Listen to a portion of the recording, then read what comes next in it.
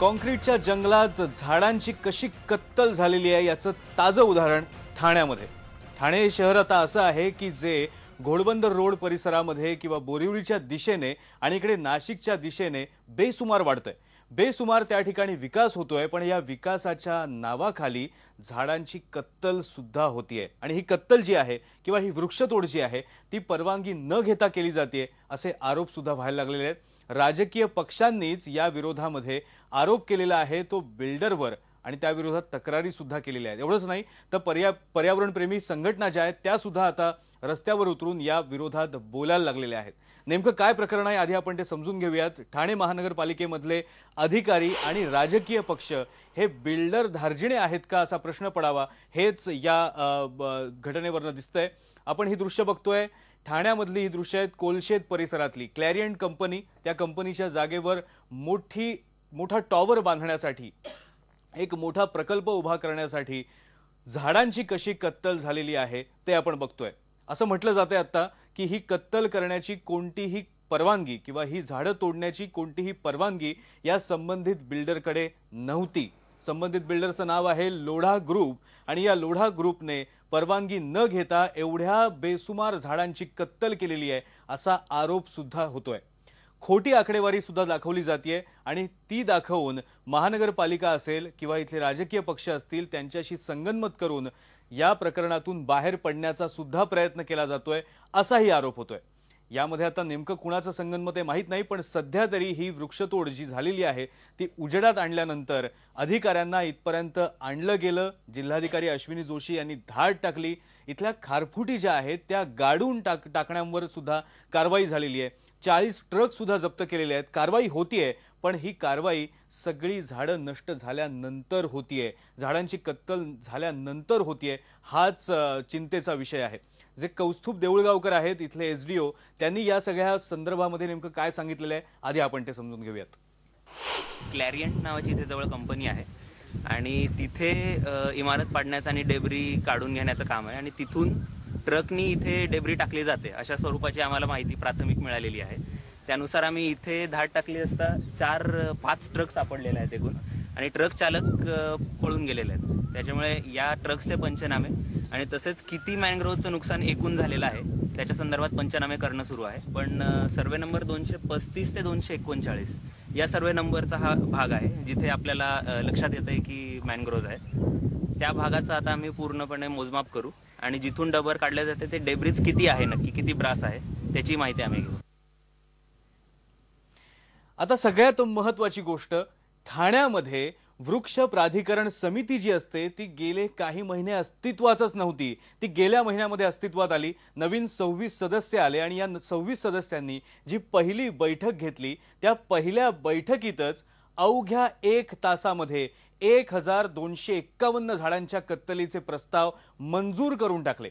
यामध्ये काही धोकादायक अवस्थेतली झाडं होती ते तोडण्याचे प्रस्ताव होते ते मान्य आहेत।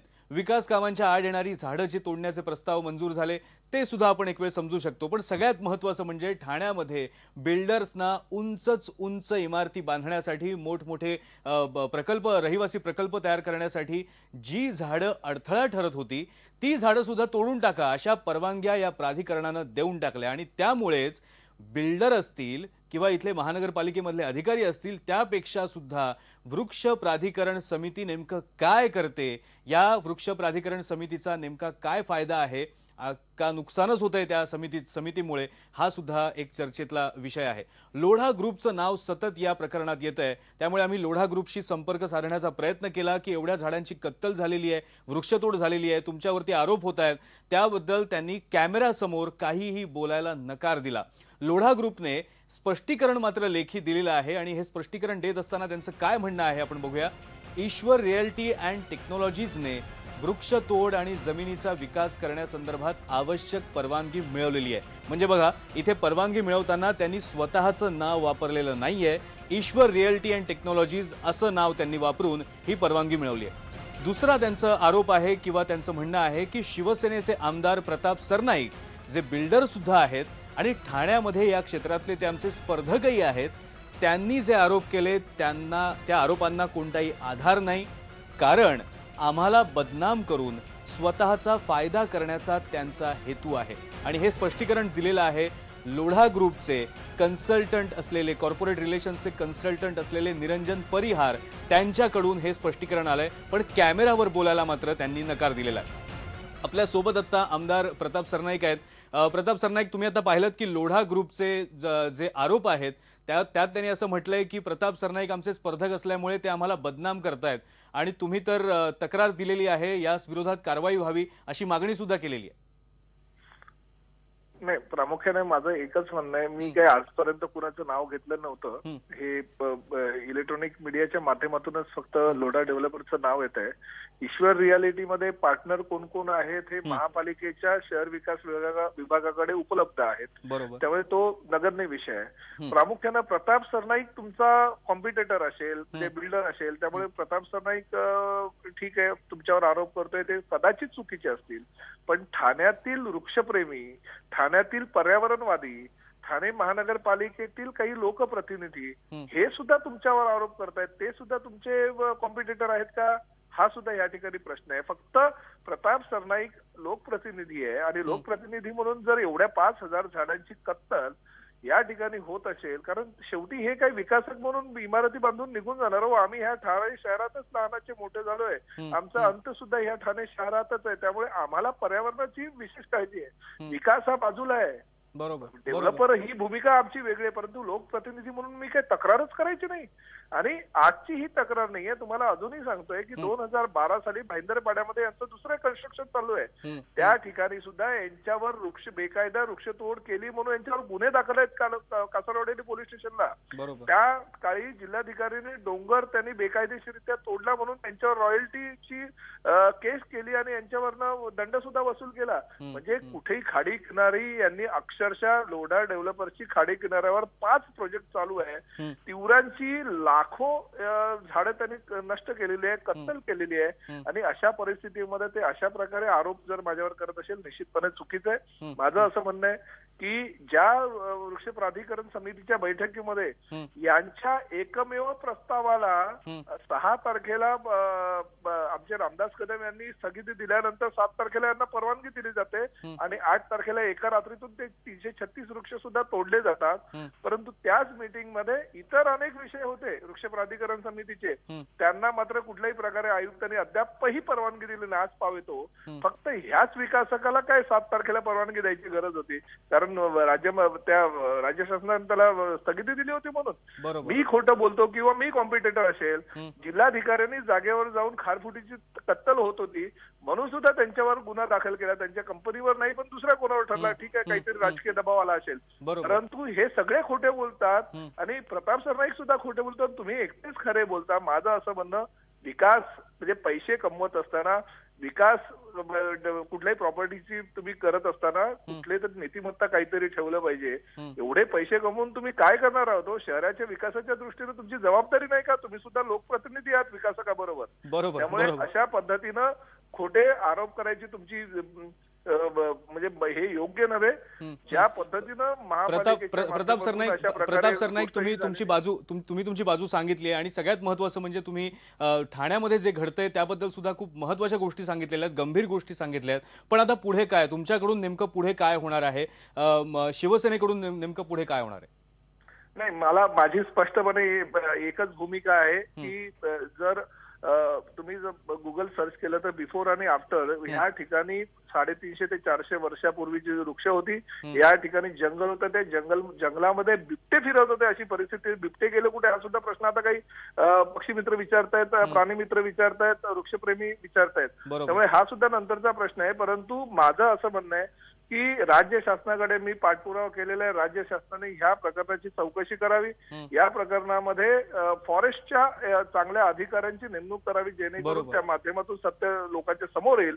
आणि फक्त हा विकास प्रस्ताव नाही तर ह्यापुढे विकास प्रस्तावाला मंजुरी देताना महापालिकेनं बेकायदा वृक्षतोड जे कोणी करतायत त्यांच्यावर कठोरात कठोर कारवाई करावी. लाखो रुपये त्यांच्याकडनं दंड वसूल करावा अशी माझी मागणी. बरं, ठीक आहे प्रताप सरनाईक, धन्यवाद तुमच्या या प्रतिक्रियेबद्दल. लोढा ग्रुप भाजपने जे आरोप केलेले आहेत किंवा स्पष्टीकरण देताना प्रताप सरनाईक यांच्याबद्दल ते जे म्हणाले आहेत त्याला प्रताप सरनाईक यांनी उत्तर दिलेलं आहे. खरी परिस्थिती लोकांच्या समोर आहे असं प्रताप सरनाईक म्हणतात. आपल्या सोबत आता आहेत वृक्षप्रेमी जगदीश राऊत.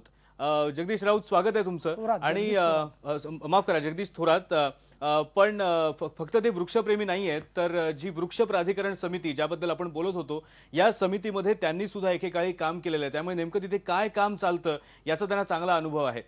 जगदीश थोरात, हेच आम्हाला तुमच्याकडनं जाणून घ्यायचं आहे की नेमकं ही समिती काय करते. 26 सदस्य आता या समितीमध्ये आहेत. तुम्ही असताना किती होते मला माहित नाही, पण नेमकं काय चालतं या समितीमध्ये. अशी एका तासामध्ये 1251 झाडांना तोडण्याची परवानगी कशी काय मिळू शकते? नाही, तोडण्याची परवानगी म्हणजे आता अर्थकारण तर सगळीकडे होत असतं आणि सगळं सर्वश्रुत आहे. फक्त पुरावे कोणी ठेवून करत नाही. बरोबर. आणि मुळात काय असतं का, डेव्हलपमेंटच्या नावाखाली आपण जी काँक्रिटीकरणाची जंगलं करतोय आणि वृक्षतोड नष्ट करत चाललोय.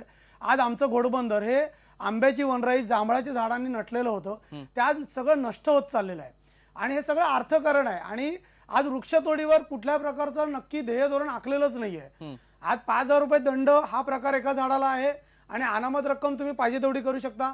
तर 20,000 रुपये अनामत रक्कम अशी आपण घेतो. परंतु गेल्या 2-3 वर्षात आपण पाहिलं तर कुठली वृक्षतोडीची तक्रार जर प्रशासनाकडे आली तर त्याच्यावर काय कारवाईच होत नाही. त्यामुळे एखादा तक्रारदार फॉलोअप करून प्रयत्न करून सगळं हरतो, परंतु कुठल्याही प्रकारच्या याला वृक्षतोडील बेकायदेशीरला कारवाई होत नाही. त्यामुळे प्रशासनाने याच्यावर ठोस निर्णय घेतला पाहिजे. त्याच्याबरोबर राज्य सरकार, केंद्र सरकारने पण त्याच्यावर काहीतरी ठोस निर्णय घेतले पाहिजेत. परंतु बऱ्याच वेळा असं जाणवतं का आपण बिल्डरांकडे अर्थकारणासाठी गालीचे आथरतो. डेव्हलपमेंटच्या नावाखाली म्हणजे क्षणिक सुख मिळवण्यासाठी आपण स्वतःला मृत्यूच्या खाईत ओढावतो. परंतु नंतर नेपाळ झाल्यावर मग दान धर्माचे नाटक करतो. पण ते नेपाळ होऊ नये यासाठी आपण राज्यकर्ते, आपण सामाजिक लोक किंवा आपण जनता काय करणार आहोत हा सर्वांचा प्रश्न आहे. बरोबर, अतिशय महत्त्वाचं सांगितलं तुम्ही. पुढचा विचार, भविष्याचा विचार हा करायलाच हवा. कारण आपल्याकडे कागदावरती वन विभाग असतो, पर्यावरण विभाग असतो, किंवा आता जसं आपण वृक्ष प्राधिकरण समिती म्हटली ती असते. त्यामुळे अंकुश ठेवायचाच असेल या सगळ्यावरती किंवा पर्यावरणाचं रक्षण करायचं असेल तर ते करता येऊ शकतं. पण ते करायचं कोणी, कारण संगनमत सगळ्यांचंच आहे, म्हणून हा विषय आहे. पण हे वृक्ष प्राधिकरण समिती जी आहे त्यांच्या बैठका नेमक्या कधी असतात, किती दिवसांनी होतात आणि नेमका त्यांच्यावर कुणाचा अंकुश असतो? म्हणजे असं गमतीने म्हटलं जातं की बिल्डरांचा अंकुश असतो, पण ते जाऊ दे. कागदावरती त्यांच्यावर कुणाचा अंकुश असतो, कुणाच्या अंतर्गत ते येतात? नाही, वृक्ष प्राधिकरण समितीच्याच याच्यामध्ये येतं. परंतु तेच आहे का, वृक्ष प्राधिकरण समिती म्हणजे अध्यक्ष स्वतः आयुक्त असतात. बरोबर. पण तुम्हाला मी सांगतो का, याच्या आधी असीम गुप्ता आयुक्त होते. असीम गुप्तांच्या कार्यकाल जो 2 वर्षाचा गेला त्याच्यामध्ये वृक्ष प्रदर्शन भरवण्यात आलं. वृक्ष प्राधिकरण समितीचे अध्यक्ष आयुक्त आहेत. जेव्हा वृक्ष प्रदर्शन आपण 3 दिवसाचं भरवतो तर ती तळमळ असायला पाहिजे. त्या 3 दिवसात असीम गुप्ता तिकडे फिरकले सुद्धा नाही. बरोबर. म्हणजे त्यांना काही तळमळच नाही. आणि मुळात काय होतं का, आता जसं सरनाईकांनी म्हटलं काय माझं ठाणं आहे, आम्हाला या ठाण्याचे आमचं ठाणं म्हणून एक तळमळ आहे. बाहेरचे येऊन इथे धंदा करून निघून जाणार. तर तसं ठाण्याला प्रत्येकाला वाटतंय माझं ठाणं आहे. परंतु शासनाचे मंडळी इकडे जे येतात महापालिकेत ही 3 वर्षासाठी येतात. ते बराच वेळा अर्थकारणाचे गणित मांडतात. त्यामुळे डेव्हलपरांचे पटापट विषय घेऊन पटापट अर्थकारण कसं होईल हा प्रयत्न केला जातो. आणि दुसरी गोष्ट का, फार मोठ्या चौकशा लागल्या का त्याच्यामध्ये स्थानिक जे छोटे मोठे अधिकारी आहेत त्यांना बळीचा बकरा केला जातो. आणि दुसरी गोष्ट का, कुठल्याही महासभा असो, स्टँडिंग असो का वृक्ष प्राधिकरण समिती असो, याची विषय पत्रिका हे प्रशासन करतो. आणि विषय पत्रिकेवर विषय घेताना योग्य का अयोग्य याची पूर्ण पाहणी प्रशासनाचं कर्तव्य असतं. आणि योग्य वाटत असेल म्हणून ते करतात. मग योग्य वाटतात आणि मग जर समजा वृक्ष प्राधिकरण समितीने सदस्यांनी जर एखादा विषय नामंजूर जरी केला तरी उद्या वृक्ष प्राधिकरण समितीचे अध्यक्षच आयुक्त असल्यामुळे त्यांच्या अधिकारात तो मंजूर करता येतो. त्यामुळे समितीकडे तसा काही अधिकार नसतो. त्यामुळे त्यांना पर्यायच नसतो मंजुरी देण्याशिवाय. खरंय खरंय. त्यामुळे आयुक्त याला बरोबर आहे. आयुक्त जबाबदार आहेत, राजकीय पक्ष सुद्धा जबाबदार आहेत. सगळा दोष हा आपण त्या समितीला सध्या देऊ शकत नाही, ही सुद्धा खरी परिस्थिती आहे. धन्यवाद जगदीश थोरात, तुम्ही आज आमच्याशी याबद्दल बोललात त्याबद्दल. एक ब्रेक घेऊया आपण. ब्रेक नंतर आपण पाहणार आहोत की जसं आता जगदीश थोरात म्हणाले की भविष्याचा विचार करून हा विकास झाला पाहिजे. लोढासारख्या ग्रुपचे ठाण्यामध्ये जर 5-5 मोठमोठे प्रकल्प सुरू असतील आणि त्यांनी बेसुमार आतापर्यंत झाडांची कत्तल केली असेल किंवा खारफुटींची कत्तल केली असेल, जो आरोप त्यांच्यावरती होतोय, तर हा विकास जो आहे तो पुढचा कसा असेल, ठाणेकरांचं याबद्दल काय म्हणणं आहे, जाणून घेऊयात ब्रेक नंतर.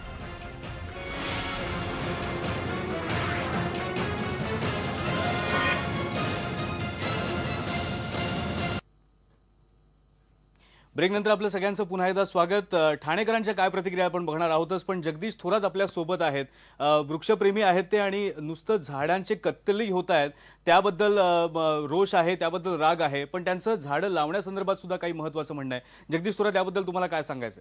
नाही, आता एका झाडाला 5 झाडं ही लावायची बंधनकारक असतात. तर आता सदर प्रकरण एवढं वृक्षतोडीत झालंय, कालपासून IBN लोकमत इतर चॅनल याच्यावर दिवसभर ते दाखवलं जात आहे. आणि सदर प्रकरणात ठाण्याचे पालकमंत्री एकनाथ शिंदे यांची मी कालच भेट घेऊन सांगितलंय का असं असं चाललेलं आहे आणि पहिली तिथे वृक्ष लावणं गरजेचे आहे, त्याशिवाय त्यांना देऊ नये. आणि त्याप्रमाणे शिंदे साहेबांनी स्वतः आयुक्तांना काल फोन करून सांगितलेलं आहे का पहिली 1,500 झाडं लावा, तोपर्यंत त्याला झाडं लावून द्यायची नाहीत. आणि शिंदे साहेबांनी सांगितलं की स्वतः मी जातीने लक्ष घालेल आणि 1,500 झाडं लावत नाही तोपर्यंत मी तोडून देणार नाही. त्यामुळे शिंदे साहेबांचं या प्रकरणावर बारीक लक्ष एकनाथ शिंदे साहेबांचं आहे. बरोबर बरोबर, धन्यवाद जगदीश थोरात. पुन्हा एक ब्रेक घेऊया आपण, पण ब्रेक नंतर सगळ्यात महत्त्वाचं म्हणजे ठाणेकर जे आहेत आणि त्यामध्ये युवा पिढीचे प्रतिनिधी पण आहेत, राजकीय पक्षांचे काही सदस्य सुद्धा आहेत, पर्यावरण प्रेमी सुद्धा आहेत, त्यांचं काय म्हणणं आहे ते आम्ही जाणून घेतलेलं आहे. ते सुद्धा बघूयात ब्रेक नंतर. पहा फक्त IBN लोकमत.